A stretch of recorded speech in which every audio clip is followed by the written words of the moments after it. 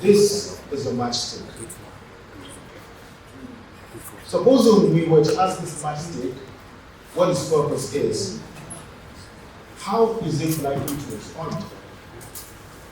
Well, I would like you to hold on to that thought as I will be back shortly. Ever since I was a kid, I've always heard a saying which goes, whenever you point a finger, take note of 3 of your own fingers pointing right back at you. Well, in as much as I cannot really say the origin and the source of this saying, but it carries a profound truth. A truth which, if applied to our daily lives, will teach us that whenever you judge someone, then you ought to judge yourself 3 times as much. Whenever you hold someone accountable, you ought to hold yourself accountable 3 times as much. Then, if that is the case, when it comes to asking somebody their own purpose, shouldn't we be asking ourselves the same question, but with even greater urgency and importance? Sure. So back to the matchstick. If we should ask the matchstick what its purpose is, I bet without any hesitation the matchstick will tell us that I burn to set a light. Simple, clear, purposeful. So if the matchstick will reply by telling us its purpose, then if we ask ourselves what our purpose is, how are we going to answer ourselves? In the words of Mark Twain, he says, there are 2 most important days in your life. The day you were born and the day you know why. So moving on. On the issue of self-discovery, we begin from a very, very primitive and early stage of the imitation game. When you were a kid, you were just like a blank piece of paper, waiting to be filled up with all the information you could get. You want to be everyone, and you want to know everything. That is the mind of the child. It's always hungry for information. It doesn't filter information. Whatever kind of information it gets, it takes in.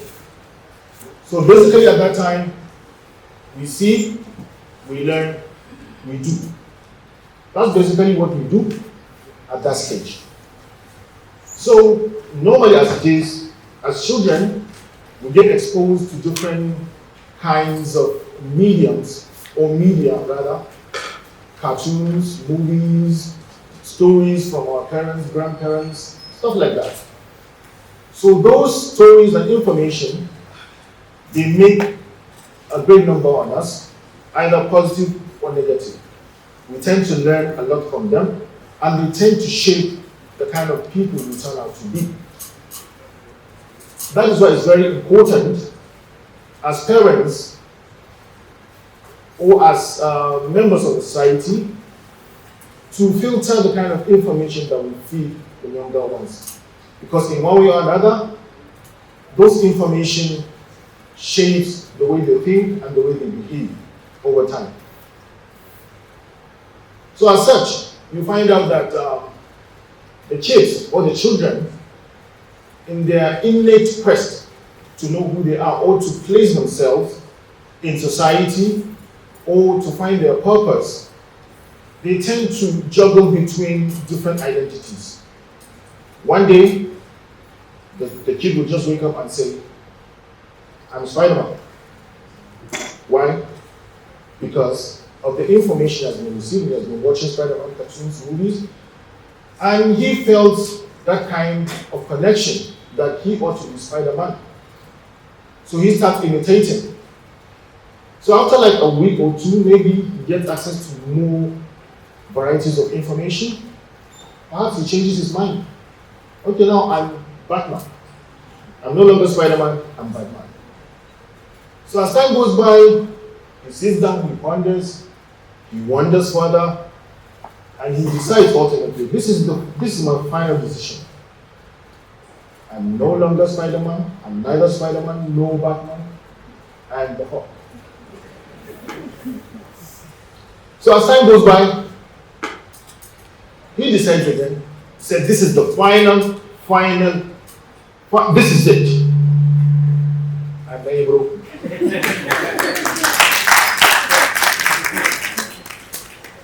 So as funny as it may seem, it is a natural trait of growing up.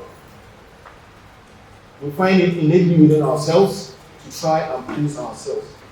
So psychologically, we're trying to find our own soul purpose. That's what we do, even without knowing. So while growing up, I also did my own share of switching between different ideas, interests, stuff like that. At one point, I wanted to be a writer, an author, to be precise. Then I changed my mind, I wanted to be a boxer. I changed my mind, I wanted to be a footballer. My parents wanted me to be a doctor. That's natural. Doctor or engineer, right? So I went with it, but I also had my side interest. So when it's time for me to go to tertiary institution, I switched between so many courses that at times I even lose count. I started at UK, chemistry. I went to Nigerian Defense Academy, Department of Medical Studies, Medical and Biological Studies. I quit. I went to ATBU, Petrochemical Engineering. I quit. I went to Agricultural Engineering. I quit. I came to Kano University of Science and Technology, Architecture. Quit. Civil Engineering. Quit. Finally, I went back to architecture and I graduated. Thank God. But I'm not a practicing architect, so yeah, I have quit. Yeah. So I found myself in a situation whereby I wasn't really satisfied with wherever I found myself. When I was a kid, I have to be honest, I used to be a very mischievous kid. So sometimes when we experience power outages in our home, our dad used to call like NEPA manager, somebody that works at NEPA, and we inquire with him, why don't we have power?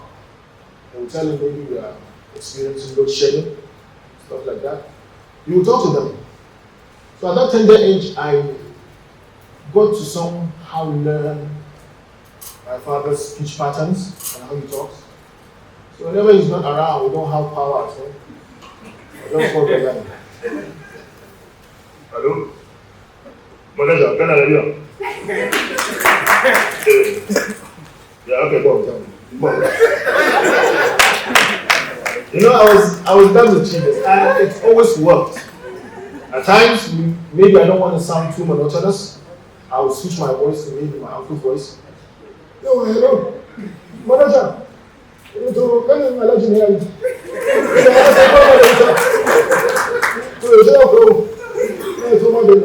know, so I was.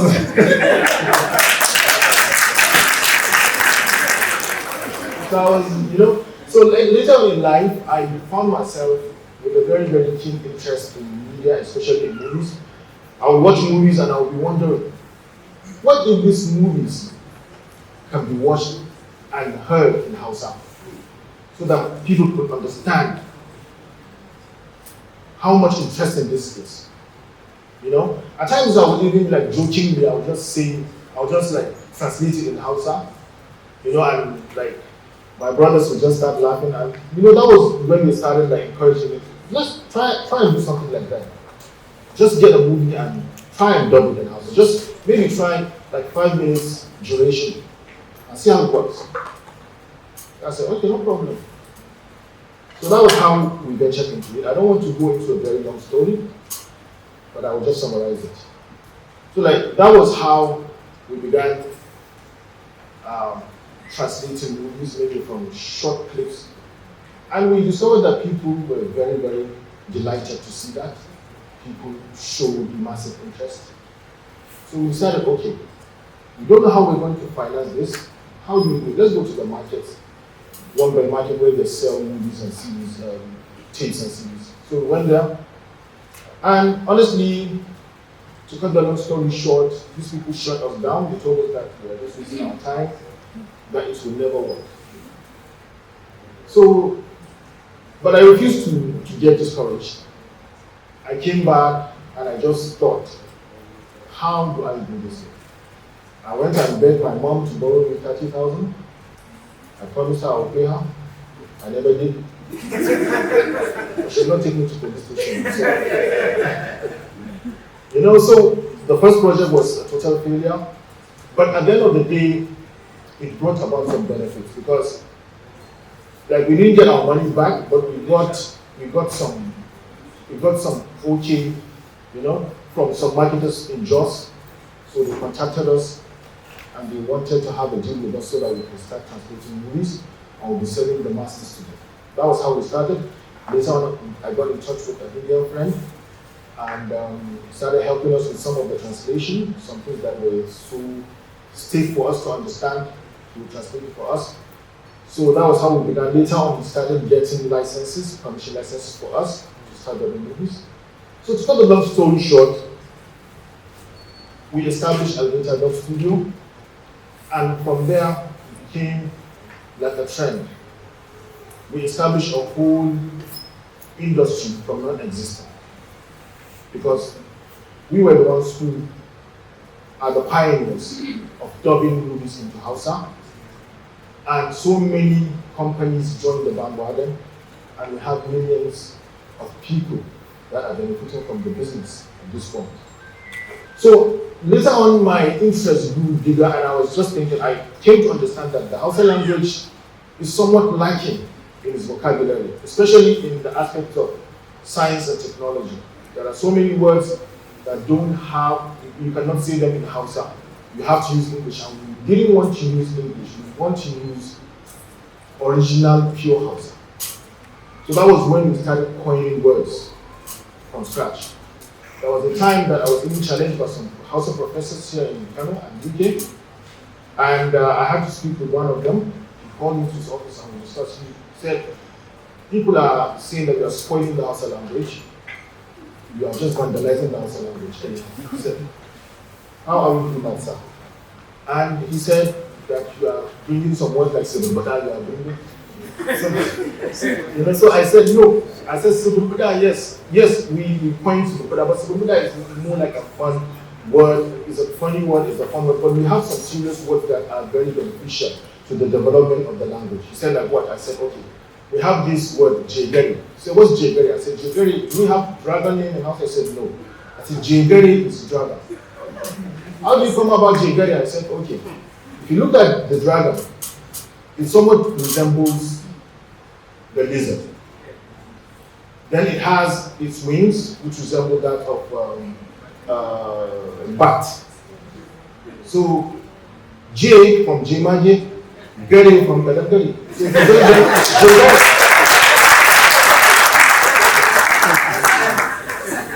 And he applauded me. And fast forward to this time, I think we have coined over 300 new Hausa words. And sometimes we do make updates, video updates, to update people of them. Like for the word updates, yes. We coined it as Ingantaya. That's what update means in Hausa. And a lot of people have been using it. Even BBC have used the word Jegari, which we have coined. So which makes our project a successful one. Because even news agencies, world-renowned news agencies are using our words. And if you look at the words, I'm not trying to, but if you listen to the words, they have that Hausa spirit in them. They don't sound alien. Jegari doesn't sound alien. Maybe you might even think, yes, it's Hausa, but I don't know maybe I don't know what it means. Because it has that Hausa dialect spirit.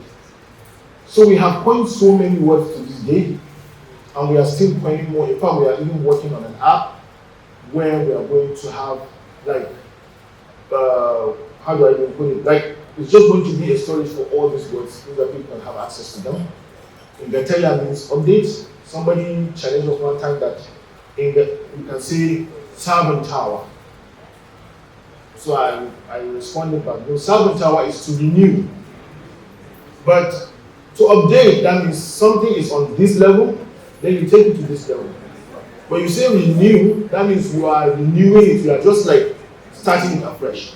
So Salvin Tower cannot be an update. It has to be Ingenteia. It's Ingentower, so Ingenteia. So that was how we came up with it. So there are so many words that we have invented so far coming to this level. And when I was doing the Dublin work, I came to understand that at first, I couldn't get co-workers, people that would work with me, because people expected me to pay them. And the business at that time was very new. Like, we were even trying to see how we can penetrate the market. So people were after money more than the experience, more than the learning process. And I told them that, okay, I'm the kind of person that likes to do things alone. So you're not participating, you are only giving me an excuse to do this thing alone. So I went back to my mischief of doing many voices. So I can do a whole movie and I'll do all the voices in the movie and nobody will know. So that was how I've been able to discover myself, discover my purpose, and use the tools available at my disposal, my mischief on one hand, then my undying passion to do what I wanted to do. So from nothing, we got something, and something that's very huge. Even like around 2021, we got approached by an agent of Netflix that they wanted to include Hausa, they wanted to work with us. So we have been discussing for later on they decentralized the system, so we had to start afresh. But the thing is, what I'm trying to highlight here is that we are making progress. We are pushing forward the agenda. And right now I'm even more interested in pushing the Hausa agenda to expand the vocabulary of Hausa. That's what I'm after right now. So, which brings me to the self-order manifestation. Whenever you are pursuing a dream, you should always try to look for your own plan. You can't be you can't be interested in politics and you know you're vibing with football fanatics. It doesn't work that way. If you are a political person, you vibe with political people. If you are a football person, you vibe with football people. That's how it goes. So you have to find your plan. And we did that, and that was what even opened a lot of doors for us. Right now, we are into some negotiations. We have NDA non-disclosure agreements, so I cannot publicly discuss some of these things, but we are making progress. And I always urge my fellow people, whatever you dream, you can achieve, you can do it. So once you push your head into it, you can manifest it once you have the right mindset.